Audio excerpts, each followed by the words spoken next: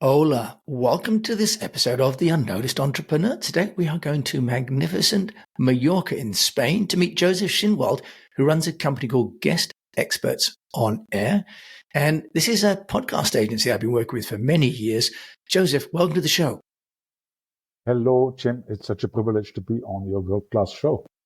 Well, it's a privilege to have you because you are the man that brings experts to shows like mine. And today we're going to talk about what makes a good guest on a show and how you help them to get prepared, and also what you look for in a podcast so that people like your clients can understand which are the good shows to go on and not to waste their time on the shows that are not going to bring them an ROI. So, Josef, tell us about Guest Experts on Air and how you help business experts get noticed. Well, we focus only on high-profile professionals.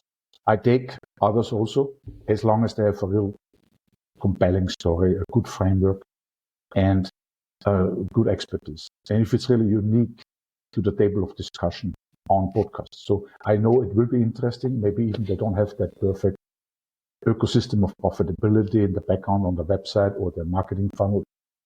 But mostly I'm just rational. If you get really fantastic experts who have really something, a message, and they're passionate about it, and they're interesting to many, many high-end podcasts, then I also get the high-end podcasts for them. So that's basically my philosophy. And I don't have to prepare them because they're already very experienced in what they do. They had already like keynote speakers. They were keynote speakers. They wrote a book. So they have a good framework, and they have been on podcasts before. Now, we're sharing, for those people that can see it, we're sharing some of the podcasts that Josef gets his clients on. But Josef, tell us, what do you look for in a podcast? Because as you said, there are literally millions of podcasts, but not all of them are actually very active, and they're not necessarily all the right profile for the level of clients that you've got. So how do you decide what kind of show to position your clients on? There are many indicators. We use, between 7 and 12 indicators to determine whether it's a good podcast.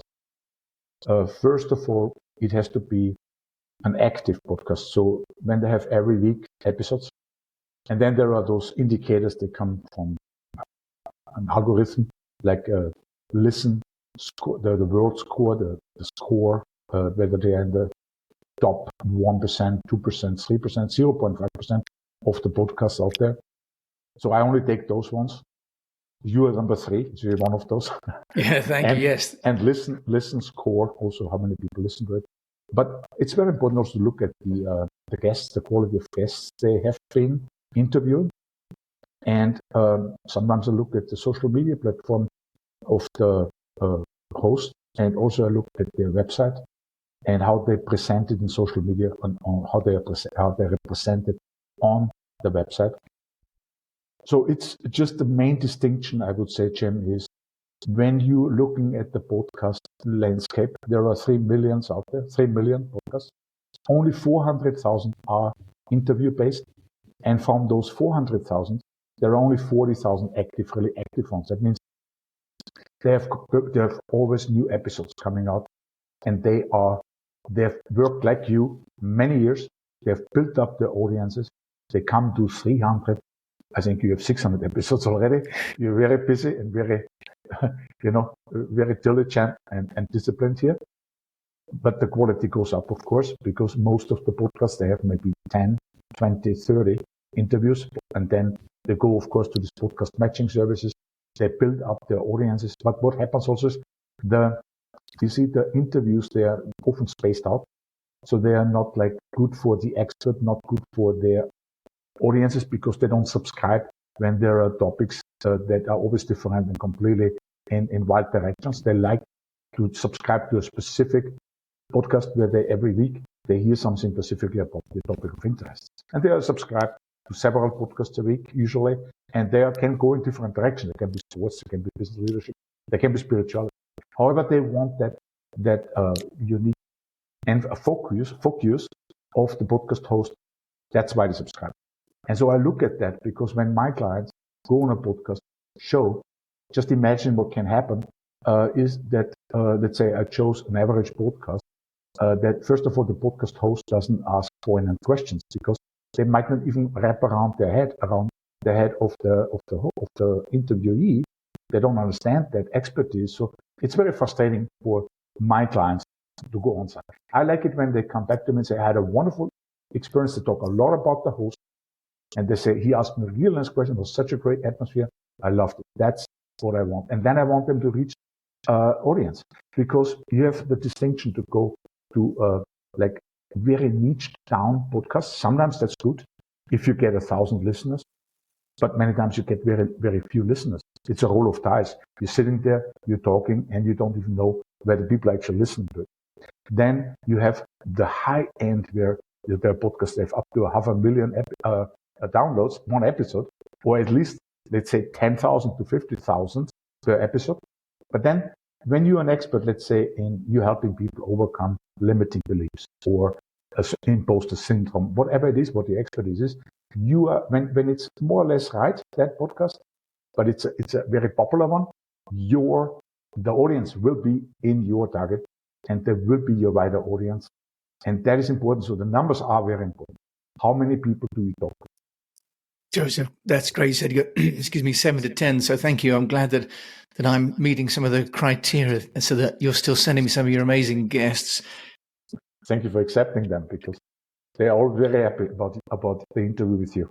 Oh, well, thank you. And me, that's absolutely mutual. So Josef Schinwald, with your business, one of the things I'd love to ask you is your view on whether guests should pay to be on podcasts, because that's a little bit of an industry question. I'd love to get your perspective on that. Yeah, you see the 40,000 active podcasts. We're talking about 3 million exists, 400,000 are interview-based, and 40,000 are only like the top level ones. Many of them are actually run by influencers. So they get paid by companies often. They get paid by their sponsors. They don't have an advertising but they do determine often the kinds of guests. Let's say if it's a big consulting company, then they don't want competitors to be on their guest. And I have this great experts in business management or business leadership, and they are not accepted sometimes because they see, okay, that's not from our circle of influence. And even though it would be a great guest, like, somebody who just published Wall Street Journal's 3 books on #1 in USA Today and all this, and they're on every airport all over as fantastic books, but they don't take them because there's this self-interest. Now, if we get a podcast, they say, I would like to ask $200 per episode. That's fine, because I feel personally, because it's a lot of work to edit it, and they have to outsource. They need a freelance to do it. This is a lot of work, actually, but it doesn't look good for the guest. The guest wants to be invited if he's high ranked, let's say a real caliber. They want to be as the expert, not because they pay for it. They pay our service because we do the heavy lifting for them. They are represented. They don't want to have that image that they doing this every month, 30 hours for themselves, because they are supposed to be very busy with their clients and with their expertise. So they just want to put on their headset and talk about the expertise. That's what they need, because everybody needs continuous marketing. However, when we get these people asking for a lot of money because they say the waiting list is 2 years, and if you want to be right on the show, then you can pay us $2,000. Then the guest asks us, should I pay it? And I say, well, sorry, there are many out there, and we get you another one. If you want, please pay. If you really like the podcast so much, pay for it. So, but it's not very professional, I think. I think the podcast hosts, they have been developing new models of profitability more and more, and the right ones will appear, and so it will be very lucrative. But the last years, they have been still struggling with all these things. How do I make money with it? So it's interesting from your perspective as an agency that's booking, you recognize there are costs attached, but ultimately the clients, the guests on my show would see it sort of devaluing. It becomes advertising rather than PR, doesn't it, Josef? Yes, everybody could go on a show, a good one. And if the people find this out, and then it's not a real good client, because he just wants to sell his products. He wants to pitch, and nobody wants when they listen to an episode. They want to hear about a deep expertise. They want to hear about a compelling story. And they want to hear about a framework. And they want to have entertainment and all this, but not somebody who just goes there to you with an entitlement. I paid $3,000 for this that I can talk now. I'm talking only about my product. Yeah, and I think there's a very real difference that if people pay, they expect a display, right? And yet if you're listening to a podcast, you want to be told, not sold. So fundamentally, it doesn't work. So Josef Schinwald, that's good insight. You did mention about the work you do for your clients. Why don't you just explain what Guest Experts on Air does as a package, and also explain how affordable it is for people? Compared to other, you need traffic. You need paid traffic usually in order to get traffic. We all know this from advertising, from marketing. It's an investment. If you do it right, it's a cost if you do it wrong. I remember Peter Drucker, one of the most famous, and you know him, a management consultant and author of books. He said, marketing, so first, the purpose of a business is to create a client, to create a customer. It's the purpose of a business. Then he says that all activities in a business are cost, except marketing. Marketing is not a cost in his eyes. And I believe if you do it right, then it is not, because you're getting clients from marketing. It opens the door to sales. And then it's an investment because you spend, let's say in my case, if you go on a podcast tour and you choose the package of 10 podcasts, it only costs $2,100. That's per interview, $210. But you're reaching huge amounts of targeted listeners in your wider audience. While when you do other advertising, and you can and you should, everybody should have several marketing channels. It's not the only one. It's a good one for solopreneurs. It's a good one for those who have a business where the branding story is important, because you get 45 minutes a month, 30 minutes, right? 20 minutes, but you get to talk about you and your business and your services. And you're creating your brand if you do it over a period of time. So that investment usually comes back really fast, because my clients, they have like coaching sessions, and they have online courses, they have retreats. It depends also what they want to do. Some people just want to market their book, and that's not necessarily bringing a lot of money, but it's worth it to them. And then after 10 bookings, they can choose another 10 after they give me their nice customer testimonials and all this. But many times I get referrals also, because when they're really excited about the impact they had. And, the impact they only have if they have a good, for what their goal is, so they have also a good marketing funnel and a good ecosystem of profitability. Because when you're on those podcast shows and you talk about your expertise, the host will ask you at the end, so how can people get in contact with you? How can they relate with you? How can they learn more from you? And then even an email sign up for a future product, the waiting list is good, or just an email if they're really good. But you have to have something where they connect with you. Many times it's a sophisticated marketing funnel. And then to say it shortly, I understand sometimes when somebody's new to this, they don't want to right away commit to a 10 interview podcast tour. So I offer a free interview experience package. And that is it doesn't break the bank. Yeah, that's wonderful. So really flexible, and just showing there some of the testimonials that you've got as well, because you really do the heavy lifting and the storytelling for the clients, which saves them a huge amount of time. They get on with what they get paid to do. Josef, what would you say are some tips that you give your experts before they go on air? Because you yourself have been on air a great deal. So you give some counseling. What advice would you give? Maybe one or two key tips for your experts before they go on air? Jim, most of my guests don't ask me for that advice because they are so self-confident. They know exactly what they do. And you know that some of them, let's talk about Donna Griffith. She raises billions of dollars for her expertise, which is corporate storytelling. And, she knows networking. She found this other podcast host in Australia, and he helped her launch her new book. And then I connected them with Bryce Hawk, who is a New York Times Wall Street Journal bestseller right now, because he has such incredible success with launching his books. And she wrote her first book, and she wanted also to have that success. Connected them, so they know, my experts, they know all the benefits really from this networking and from getting all these audiences, and they love to talk. So I don't usually have to do this. And I don't have those kind of clients usually. But when I have somebody like in spirituality or like spiritual psychology, because I do attract those kinds of clients because of my studies. I'm a little bit overstudied, so I like business leadership and spirituality stuff.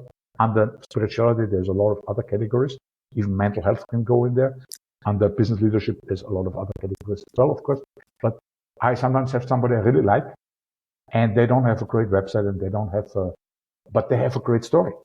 They have, let's say, a real nice framework already and expertise, and I know they can help a lot of people, which is my mission, in my business. I want to help them get their message out. That is valuable to me to do this in my life. So then I help them, and then they ask. We talk about like the importance of having a silent note in music. So when you're finished talking, then you just have this silent note, and you wait for the host again to talk, and then equipment stuff. It's all these things they want to know. I have a little bit of experience in it because, as I said, I was in Buenos Aires 50 times on television. There was a lot of experience there.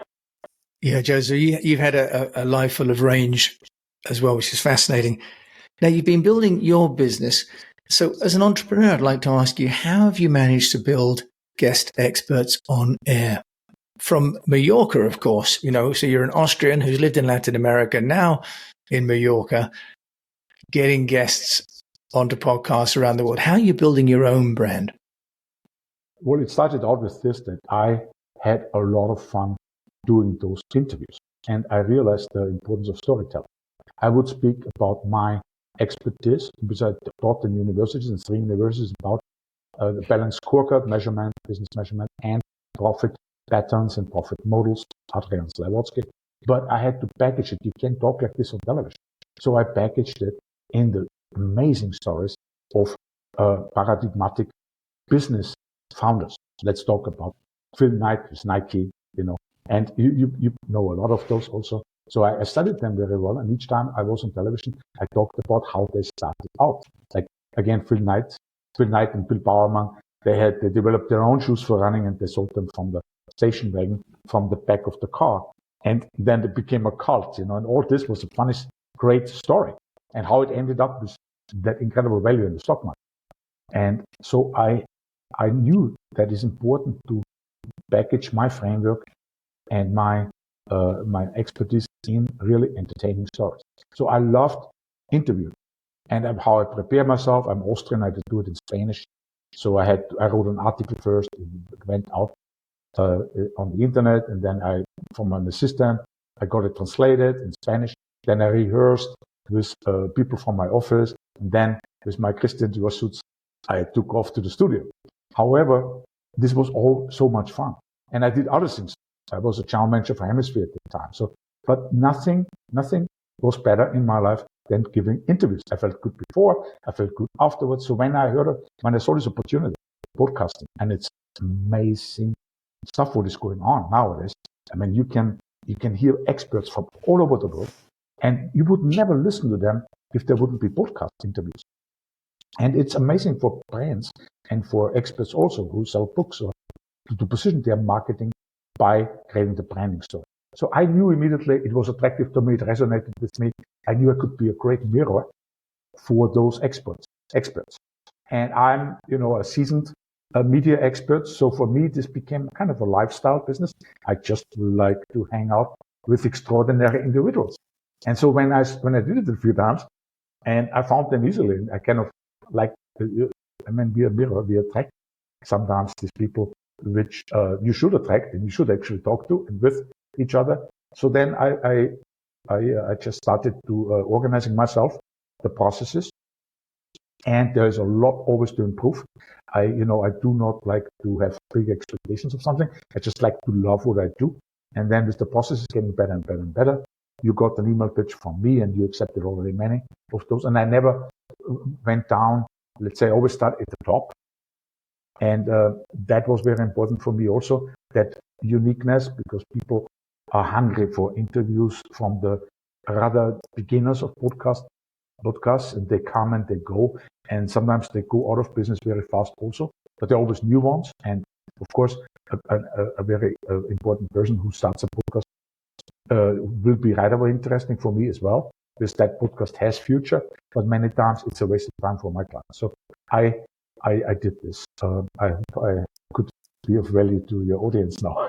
Okay, that's wonderful. Now, Joseph, I always like to ask one question, which is, if there's something that you've done for marketing your business as an entrepreneur that hasn't worked, something that you would suggest people don't try at home without supervision of an adult, what would that be? Is there anything that you've done with guest experts on air that didn't give you an ROI?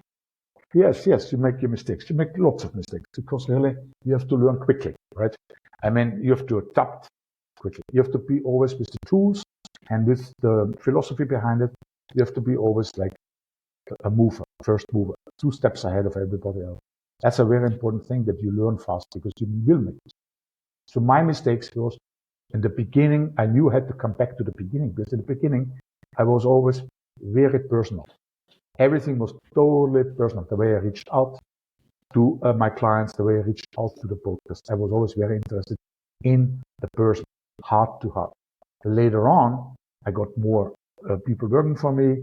It became scaling. I wanted to scale. I was kind of influenced by some people who said, wow, you have such a great business idea. You can get such a big business, millions of dollars, whatever.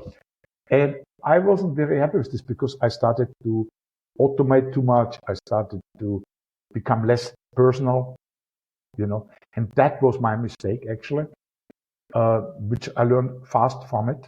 So I do it with tools. I use all the tools available. However, I always make sure that every communication is on a heart-to-heart level with the host and with the editor. That is, for me, the biggest mistake somebody could make in the digital era, to think that just numbers. We are not numbers, we are people. And nowadays, more and more with AI and with all these things you can do with software nowadays, it's more and more important. If you want to really have success, I think, and a meaningful business, you have to be staying personal. People want to be treated like a human being, even at the end of the world, Josef Schinwald, end of the world. We've got to the end of our amazing podcast. If you want to find you, where can they do that? It is my website, which is guestexpertsonair.com. And it will be in the show notes. But if you repeat it, it's even better, because my Austrian accent is sometimes hard to. People make fun of me. I'm talking like Arnold Schwarzenegger on the phone. It's nice. I can say yes, I do. I also have the same body like him. Just the face is different. Yeah, for those of you listening, I'll let you go to the YouTube to make your own decisions. Josef, of course, we'll have to ask you whether you'll be back later. Thank you so much for joining me today on the Unnoticed Entrepreneur. Thank you, Jim. It was a real pleasure to be here with a person like you, who wrote a book on this topic, Unnoticed Entrepreneur, and who has a fantastic podcast. And I love this relationship I have with you. And it's so important to nurture it and to see this as a long-term relationship. Thank you very much, Jim. It was a wonderful interview. Thank you.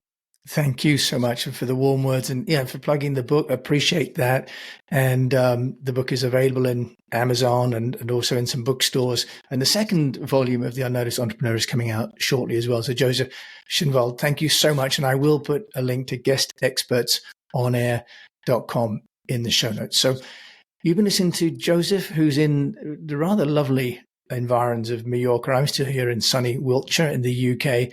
And wherever you are, do encourage you to keep on communicating. And if you've enjoyed this show, please do share it with a fellow unnoticed entrepreneur. And if you've got the chance, to rate it on the player that you listen to this show. And until we meet again, just God bless and stay safe.